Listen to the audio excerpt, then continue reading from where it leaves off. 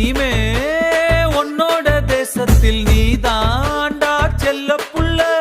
சோக கீதங்கள் கிடையாது சொர்க்கம் ஜோபுக்குள்ள.